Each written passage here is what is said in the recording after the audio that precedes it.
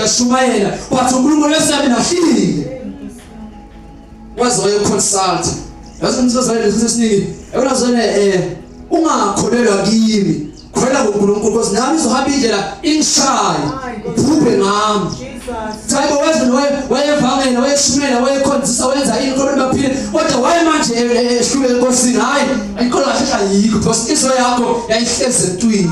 yazi yamlahla ngecala bayibithi uSawule after sedukile ingqondo zakhe zamlandela zathi idla inyama ehlatshela abaphasi